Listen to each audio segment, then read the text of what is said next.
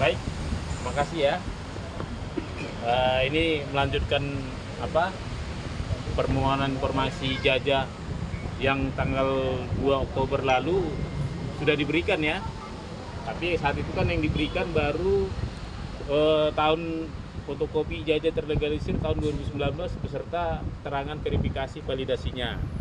Namun kali ini karena saya minta waktu itu ada 3 dokumen, yang saat itu juga yang belum dikasih adalah fotokopi terlegalisir tahun 2014 beserta dokumen klarifikasinya. Namun saat ini sudah diberikan oleh pihak KPU.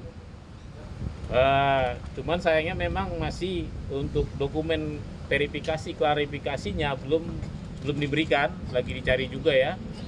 Salinan ijazahnya sudah diberi seperti itu, dan karena memang tujuannya memverifikasi dan validasi,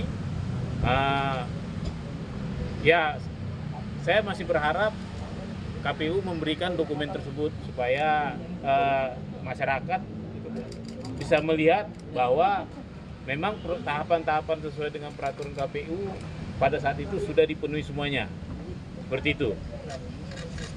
Jadi apa yang sudah diberikan hari ini, Pak? Yang diberikan itu adalah fotokopi terlegalisir, ini fotokopi dari fotokopi. Jadi ini agak beda dengan 2019. Ternyata 2014 itu semua masih manual. Jadi peserta memberikan fotokopinya, fotokopi terlegalisir dari universitasnya, lalu disimpan oleh KPU, dan KPU memfotokopinya. Inilah yang dikasih ke saya. Nah, perlihatkan Bang. Oke. Bang, masih banyak ya. Dilepas dari itunya. Oke. Sebenarnya Naikin ke atas sedikit. agak Ya, Yakin bang? lagi Bang, naikin lagi Bang. Naikin Pak. Ya, Munduran iya. dikit. Coba ke kanan Bang. Kanan Bang. Itu ada tutupin kayaknya ya Bang ya. sama masih. Jadi yang beda itu adalah legalisirnya. Oke. Pejabat legalisir yang merah ini. Nah, jadi memang dari yang kita kumpulkan dari 2019, 2014, 2012 di DKI dan 2010 di Solo, itu ijazahnya sama semua. Ya. Yang 2005 kita lagi minta ya, tim kita di sana Solo, dan yang beda itu cuma legalisirnya, pejabat legalisirnya, karena memang tahunnya berbeda, seperti itu. Bang, dengan tanda tangan rektor yang ditutup itu bisa mempengaruhi nggak Bang? Sebenarnya saya lagi seharusnya kan sama seperti yang lalu-lalu, ini harus ada uji konsekuensi. Kenapa ini ada item tetap nih, ada 9 item yang ditutup ya. 1, 2, 3, 4, 5, 6, 7. Ya, ini jadi berapa ya? Jadi 8 ya. Kayaknya beda-beda memang ya. Jadi ada 8 yang dihitung, seharusnya sesuai dengan peraturan dengan undang-undang keterbukaan informasi publik. 8 item ini harus ada uji konsekuensinya. Mengapa ditutup? Apa konsekuensinya ke publik jika dibuka?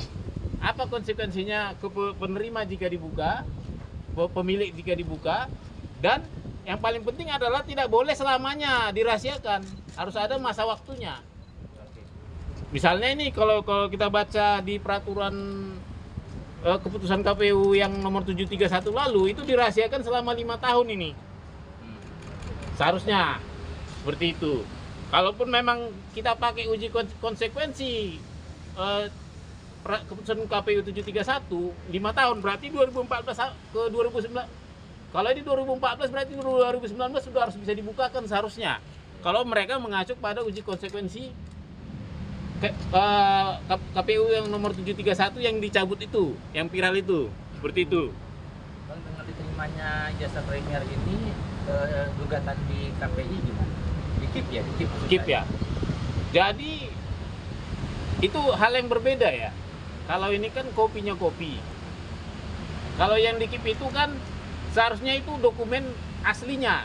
asli primernya ya, asli fotokopinya. Seharusnya yang ada di Andri tadi, di Andri atau di LKD. Sementara yang di KIP itu, yang kita kemarin sengketa itu, saya meminta data primernya. Karena apa? Seharusnya ini tahun 2014 ini, itu menurut undang-undang tahun 2016 itu sudah diserahkan ke arsip. Dan tahun 2019 menurut undang-undang itu, undang-undang kearsipan nomor 43 tahun 2009 itu seharusnya sudah diserahkan tahun 2021. Nah, seperti itu. Jadi tetap kita, ini proses paralel, tetap kita akan mengusahakan melihat aslinya. Misalnya ini kan saya tidak melihat bagaimana proses fotokopi ini. Sehingga saya tidak bisa memverifikasi, artinya saya percaya saja bahwa inilah hasil fotokopi yang ada. Nah, kalau nanti kita ke Andri, di Andri itu ada prosedur, kalau kita mau melihat dokumen bisa aslinya. Kalau kita mau fotokopi, mau memfoto itu mereka kasih fasilitas memfotokopi sendiri dan memfoto pakai device mereka sendiri. Sehingga kita tahu prosesnya benar nggak ini dari salinan asli, seperti itu. Dan juga lembaga kearsipan dalam hal ini Andris dan perpustakaan itu punya fungsi autentifikasi, memastikan dokumen yang dia terima itu otentik. Jadi jelas berbeda antara Andri dan KPU. Kita kan di sini tidak melakukan fungsi autentifikasi, makanya saya minta dokumen verifikasi dan klarifikasi. Seperti itu. Tapi kalau dari pejabat PPID sendiri mengatakan ini seperti apa Pak penyerahannya ini? Apakah ini yang diterima oleh KPU saat itu kemudian diserahkan atau seperti apa dari tadi di dalam dari pejabatnya? Kalau PPID bilang ini fotokopi dari asli. Nah, jadi dulu calon kan memfotokopi, terus katanya dilegesnya ke UGM, ya kan? Terus diserahkan ke 2014 diserahkan secara fisik ke KPU, ya kan? Nah di fisiknya itulah yang disimpan mereka lalu difotokopi, ini hasilnya. Seperti itu. Ini nanti akan seperti yang ijazah di KPU DKI akan diserahkan ke Bang Roy Suryo untuk jadi novum baru atau seperti apa Pak ijazahnya? Karena ini sebenarnya dalam rangka publik ya, jadi sebenarnya saya nggak berkewajiban memberikan ke Pak Roy Suryo ke publik. Oke. Nah, nanti dia kan publik juga, bagian dari publik, seperti itu. Jadi memang ada keputusan MK bahwa kalau sudah diserahkan melalui prosedur KIP, ya itu milik publik, seperti itu. Oke. Berarti ini nanti belum tentu akan dijadikan untuk novum baru seperti yang ijazah DKI atau DKI kemarin. Oh sudah pasti jadi novum. Oh, okay. Nah, tinggal beliau meminta dari saya saja ya. Semua pun publik di sini kalau mau minta ke saya bisa aja jadi novum. Seperti itu. Atau publik-publik sekarang juga bisa minta ke KPU. Ini sudah terbuka aksesnya. Jadi nggak perlu saya juga bisa. Misalnya Pak Roy Suryo pingin minta lagi untuk diajukan pengadilan ya bisa aja minta, tinggal berkirim ke PPID saja. Gampang kok sekarang, udah KPU sudah cukup menurut saya sudah cukup bagus ya. Tinggal terbukti kemarin 2019 juga saya dengar udah banyak yang minta kok sejak itu. Jadi publik harus sadar bahwa inilah haknya. Memperoleh informasi itu dilindungi oleh Undang-Undang Dasar 1945.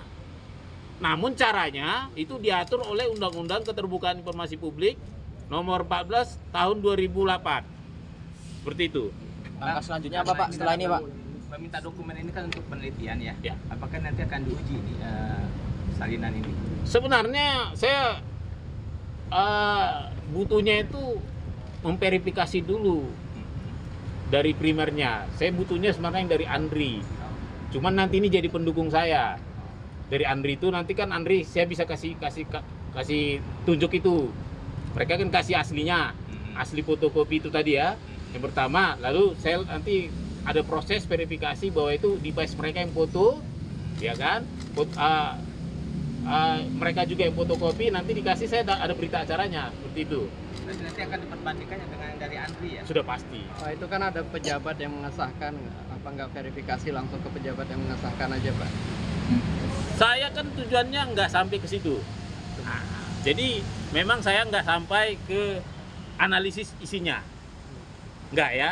Tujuan saya, penelitian saya hanya sampai pada ada atau tidak ijazahnya, fotokopi ijazahnya. Iya. Selama ini kan Jadi permasalahan adalah fotokopi pun tidak ada. Sehingga yang pihak Roy Suryo itu, teman-teman Pak Roy Suryo CRS termasuk beliau ini, itu selalu mempermasalahkan ijazah asli. Seakan-akan tidak ada yang setara dengan asli. Kalau ini kan setara dengan asli. Nah, kalau ijazah asli itu milik pribadi, tapi kalau yang setara dengan asli ini milik publik. Karena waktu pendaftaran itu sudah ada disetujuin bahwa ini siap dipublikasikan ke publik. Seperti itu. Artinya Bang, kualitas penerimaan sekarang di KPU dan Andri itu berbeda Bang?